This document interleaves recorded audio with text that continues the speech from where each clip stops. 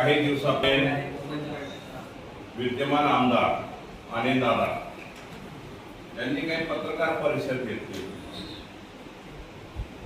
की नंदुरबारचा निधी 9 कोटीचा निधी शिरीष चौधरी यांनी स्वतःसाठी वापरला।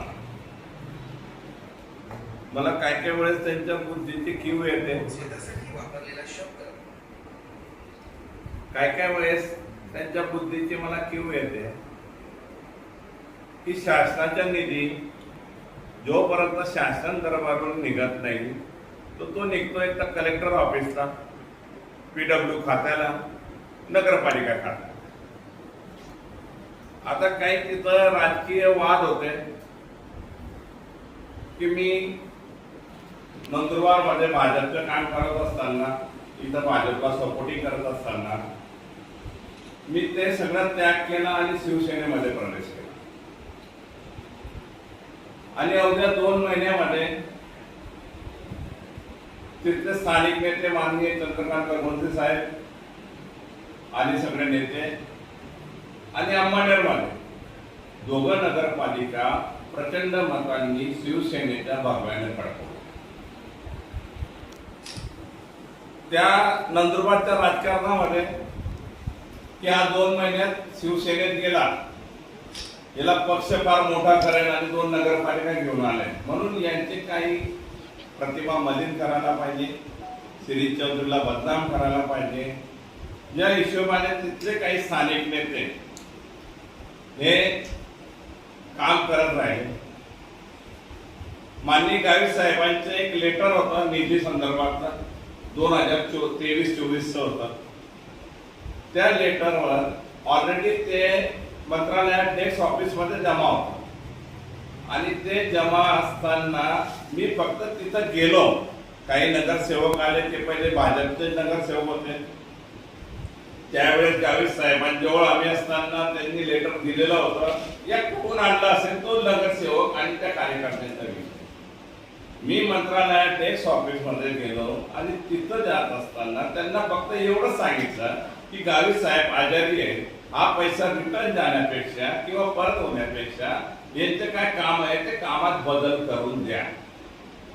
आता कुठलाही आमदार राहिला, कुठलाही लोकप्रतिनिधी राहिला, हा तर नगरसेवक असो, कार्यकर्ता असो, तो कुठलाही असो, तो स्थानिक गावाच्या विकासासाठी तो विषय मांडतो की हे काम करून द्या। आता कामात बदल करण्यासंदर्भातला विषय होता, तर तो विषयामध्ये काही गुन्हा केला असं नाही, मी स्वतः काम घेतलं असंही नाही। आता त्याचा बहाल इतका करून दिला की वो कामात बदल केला, लेटर पॅड चुकीचं वापरलं, हे वापरलं। मग तुम्ही लेटर पॅड चुकीचं वापरलं असेल तर त्या लेटरवर तुम्ही मान्य केलं की वो हे काम आम्ही मंजूर केलेलं होतं, हे कामाच्या बदल्यात दुसरं काम आहे, त्याचे GR निघाला, 2 GR त्यांच्या जोडाने की पहिले आम्ही बदललेलं काम आणि ते काम त्या जागेवर दुसरा GR। तर त्यामध्ये त्यांनी स्वतः मान्य केलं की ते लेटर बरोबर आहे, त्याच्या हिशोबाने GR निघाला। तर त्यामध्ये अफार झाला कुठला? पहिली गोष्ट तर मी अनिल पाटील या साहेबांना सांगू इच्छितो, प्रथम दर्शनीत तुम्ही इथं जे चाटमारे धंदे करता ते बंद करा, कारण शासनाकडनं 1 रुपयाही निधी आला नाही। तर त्याचा अपार कुठल्या पद्धतीने झाला? 9 कोटी रुपये। 1 रुपया आला असता, कामं झाली असती, हे झाले असते तर ते झालं असतं। आणि तो निधी येताना तो का शिरीष चौधरीच्या बंगला बांधण्यासाठी डायरेक्ट निधी माननीय मुख्यमंत्री साहेबांनी ट्रान्सफर करून दिला असं काय?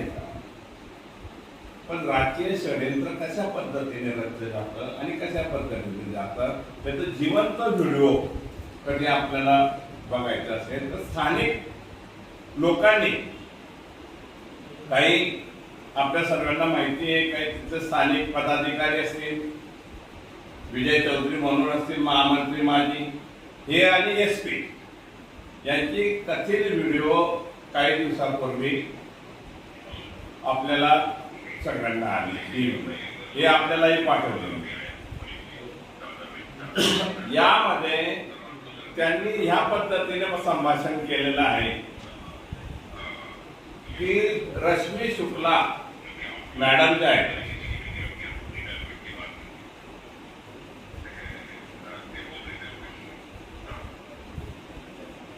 ही क्लिप मी तुम्हाला पाठवतो, या सगळ्या क्लिपा तुम्ही बघून घ्या. तर स्थानिक श्रावण दत्त म्हणून तत्कालीन पोलीस अधीक्षक होते ते आणि हे पदाधिकारी यांनी मिळून कशा पद्धतीने सापळा रचला. त्यामध्ये मग स्थानिक PI हेमंत पाटील असतील, LCB PI, त्याच्यानंतर श्रावण दत्त असेल, हे विजय चौधरी असतील आणि काही पदाधिकारी कॉन्स्टेबल. ते कॉन्स्टेबलचे मी व्हिडिओ मी आपल्याकडे पाठवतो. तर विजय चौधरी हे महामंत्री असताना हे रश्मी शुक्ला मॅडम कडे गेले आणि त्यांना ते विषय सांगितला आणि ते रश्मी शुक्ला मॅडम हे बीजेपीचे ऑफिस चालवते, मी हे डीजे ऑफिस चालवत नाही असं त्यांनी एक कर्तव्य दक्ष ज्यावेळेस ते पोलीस अधीक्षक होते श्रावण दत्त यांना सांगितलं. मग ते श्रावण दत्त नंदुरबारचे SP झाले. मग ते त्यांनी ज्या पद्धतीने मुंबईचं ऑफिस बीजेपीचे चालतात त्या पद्धतीने नंदुरबारचं ऑफिस हे विजय चौधरी चालवतो आणि विजय चौधरीच्या हिशोबाने हे सगळं रचना करून जातात. म्हणून माझ्या या 4 महिन्यामध्ये माझ्यावर 4-5 केसेस झाले, खोटे केसेस झाले की माझ्या घरावर हल्ला झाला आणि माझ्यावर केस दाखल झाली. माझे मुलं लग्नाला घेत असताना 10 दिवसानंतर अॅट्रॉसिटीची केस दाखल केली सगळ्या मुलांवर आणि भावांवर. म्हणजे हे सगळं संगमत करून यांना मलिन करा, यांना परत आपल्याकडे कसं करता येईल, हा चांगला नेता आहे, याची प्रतिमा आजपर्यंत जनसामान्य गोरगरिबांमध्ये चांगली आहे, हा आपल्याला आला तर याचा फायदा होईल या हिशोबाने ते आपल्याला एका प्रकारे दम देणं किंवा एका प्रकारे दबाव टाकून आपल्याकडे खेचण्याचा हा मार्ग त्यांचा असेल. आणि ह्या तिथलं या स्थानिक राजकारणामध्ये नंदुरबारच्या याच्यामध्ये यांनी हा इथं आमचा अनिल दादा हा फार मोठा भाऊ करून घेतोय. मी अनिल दादाला एवढं सांगतो की तुम्ही एवढे दुधाचे धुतले नाही. तुम्ही ज्यावेळेस निवडून आले त्यावेळेस फार मोठ्या प्रमाणे भाषण दिलं. इथं 2 नंबरचा धंदा चालू देणार नाही, रेती चालू देणार नाही, डब्बावाल्यांना सावध राहा, हा तुमचा बाप निवडून आलेला आहे. हे व्हिडिओ तुमच्याजवळ आहेत, हे मी सांगत नाही, ते सांगताय. रेतीवाल्यांनी खबरदारी घ्या. त्या बिचाऱ्या गोरगरिबांनी खरी खबरदारी घेतली, परंतु या व्यक्तीने रेतीचे 4ही 5ही ठेके हे दादागिरीने राजकीय दबाव टाकून घेतले आणि अफाट लूट त्यांनी केली. त्यांच्या डंपरवर आजपर्यंत असंख्य लोकांचा जीव गेला. डंपरवर त्यांचे जे चालवत होते रेतीच्या डंपरवर किती मर्डर झाले. मी तर मर्डर सांगतो, यांनी मर्डर केले त्यांच्या पैशासाठी. रात्रंदिवस 300-400 डंपर रोज चालवत होते. मग हा कुठं गेला? आणि दादा स्वतः कधी करत होता. आजही त्यांचा जो हे कुठली ती टोणकेश्वर दमोता माता या टोणकेश्वरवर लाखो टन आणि लाखो ब्रास यांनी त्या खदांमध्ये टाकून ही रेती चोरी करून तिथं आहे. काल परवा ETSचे अधिकारी तिथं जात होते, ती मोजणी करण्यासाठी जात होते. लाखो टन रेती तिथं त्यांनी दाबून ठेवलेली आहे. त्याच्यावर त्यांनी गच वगैरे टाकून दिली, कचरा टाकून दिला आणि करून दिला. आणि त्याचप्रमाणे कित्येक वर्षापासून दुसऱ्यांच्या शेतामध्ये म्हणजे त्यांच्या मंजूर नसलेले, आता याच्यामध्ये त्यांनी गट क्रमांक 84-85 हा खानपट्टा मंजूरच नाही. 83 हा लोकांना दुसरा भांबरेचा होता. या भांबरेच्या याच्यावर खड्डे पाडून हे करत जवळपास कधी घेतले तर 50-50 मीटरचे यांनी कोल केलेले. हा सगळा कोल कधीच यांनी चोरलेला आहे. ही व्यक्ती पहिल्यापासूनच चोर आहे. पहिले डांबर चोरायची, खडी चोरायची, रेती चोरायची, शेतकऱ्याच्या विमाचा पैसा चोरला, शेतकऱ्याच्या अपराधापर केला, हे सगळं आपल्याला जगजाहीर आहे. मग हे कधी एवढे सांगतात की मी, आणि हे पत्रकारांना सांगतात की मी तहसीलदारांना तपास करायला लावला, हे करायला लावला. अहो मग तुमच्याच हिंमत आहे ना, तर त्या जे रेती तुम्ही दाबलेली ती बाहेर काढा. काल ETSचे अधिकारी, मला वाटतं 3 अधिकारी तिथं आलेले होते. म्हणजे संभाजीनगरवरनं ETSचे अधिकारी आले होते, इंगळे साहेब त्याच्यासोबत 2 जण होते, शहर तलाठी मध्ये 2 होते, ग्रामीण तलाठी तिथं होते. हे मोजणी करण्यासाठी जात असताना यांनी अगोदरच तिथं सगळे रेतीचे हे बांधून दिले, म्हणजे कचरा बिचरा टाकून रस्ता बंद करून डोंगर उभा करून दिला की जेणेकरून हे इकडे यायला नाही पाहिजे. मग का म्हणून नाही यायला पाहिजे? आणि ज्या सामाजिक कार्यकर्त्यांनी हा आवाज उठवला त्याच्यावर खोटे केस दाखल केले. मला एवढं सांगा की ज्या सामाजिक कार्यकर्त्यांनी यांनी 307चा केस दाखल केला, अॅट्रॉसिटीचा केस दाखल केला, पहिली गोष्ट तर तिथं ETSचे अधिकारी मोजणीला गेले, त्यांच्या सोबत सामान्य कार्यकर्ते गेले, तो मूळ मालक भांबरे तो गेला. आता यांच्या समोर तलाठी होते, हे होते, पोलिस होते. 19 तारखेला ही तुम्हाला सगळ्यांना 19 लोकांच्या खानपट्टा मोजणीचा हा तुम्ही पेपरमध्ये दिलेला आहे. आणि तर हे असताना हे 19 खानपट्ट्याचे मालक तिथं होते, यांच्या समोर त्यांना मारझोड झाली. मग पोलीस लोक काय करत होते? पोलीस तर तिथंच होते. ती व्यक्तीने स्वतः 112 वर फोन केला आणि 112 वर फोन करून पोलीस स्टेशनला वाढला.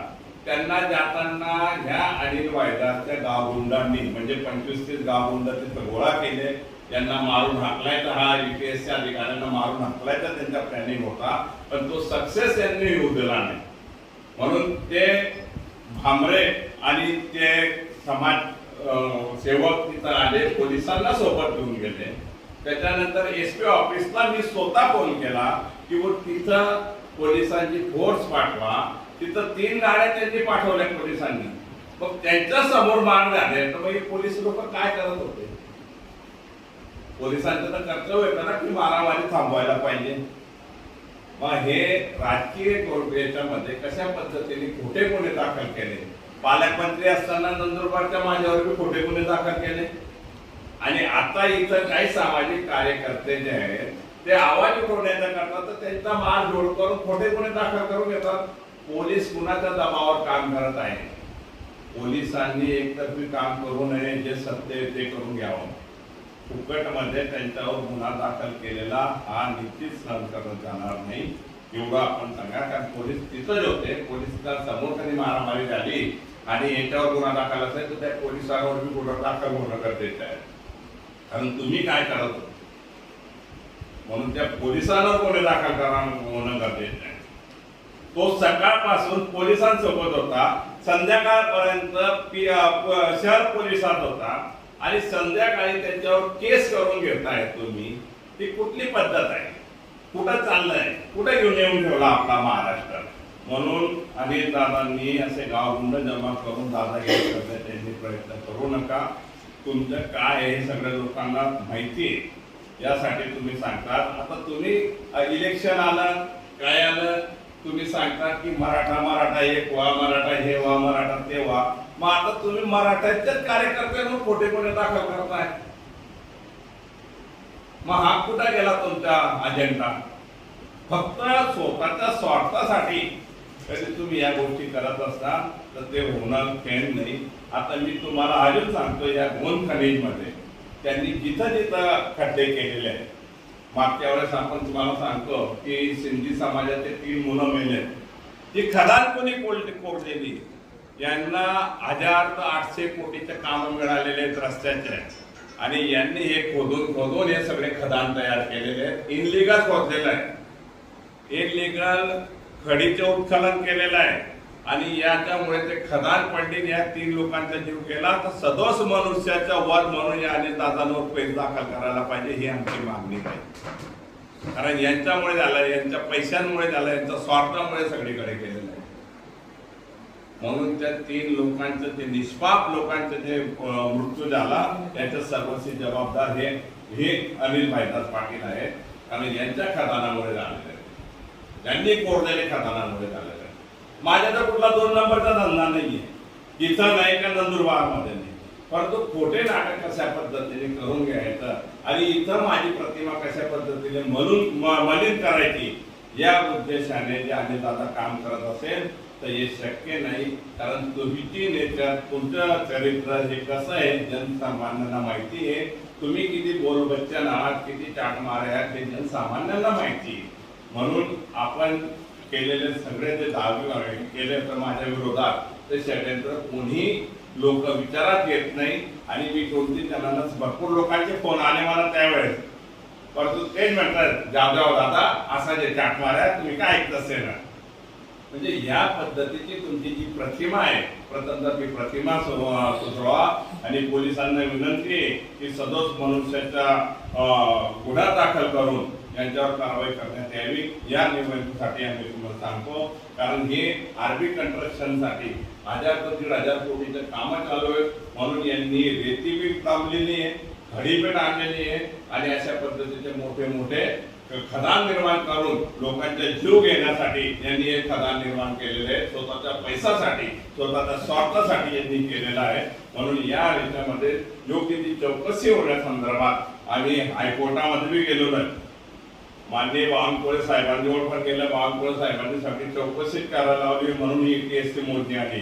परंतु या ईटीएसच्या अधिकाऱ्यांनी त्यांनी मॅनेज केलेलं आहे. यांनी पुढे यायला नाही पाहिजे आणि त्या पद्धतीने या सगळे, कारण कसं आहे त्यांनी जिथं तिथं ठोकळ ठेवलेलं आहे. हे सगळे लेटर, हे सगळे फोटो आपल्याजवळ आहेत की याच्या खाली त्यांनी कसे गंजे लावून ठेवलेले आहेत. हे फोटो तुमच्याजवळ हे घ्या तुम्हाला दिलेले, हे रस्ते कसे आणून ठेवलेले आहेत हे फोटो, हे तिथले लाईव्ह फोटो आहेत प्रत्येकाने दिले. हे बघा हे सगळे हे करू की येथून तिकडे यायला नाही पाहिजे म्हणून त्या पद्धतीने केलेलं की या लोकांनी हे बघा सगळे फोटो आणि ही नोटीस हे सगळे हजर असताना तिथं मारामारी होऊ कशी शकते आणि काय करू शकतात. एक सामाजिक कार्यकर्त्याला, एक पत्रकाराला त्यांनी ज्या पद्धतीने खोटे केसेस दाखल केले तर हे केसेस त्यांनी मागे घ्यावे आणि जे सत्यता आहे ते पोलिसांनी चौकशी करावी आणि योग्य लोक ज्यांनी खोटी केस दाखल करायला सांगितले असेल की ज्यांनी फिर्याद दिली असेल तर खोटी फिर्याद दिली म्हणून त्यांच्यावर योग्य ती कारवाई करावी ही मागणी आमच्याकडनं, तिथं शिवसेनेकडनं, सगळे पदाधिकाऱ्यांकडनं, सगळ्या नगरसेवकांकडनं आमची ती मागणी आहे. ईटीएस म्हणजे हे सरकारी जी मोजणी राहते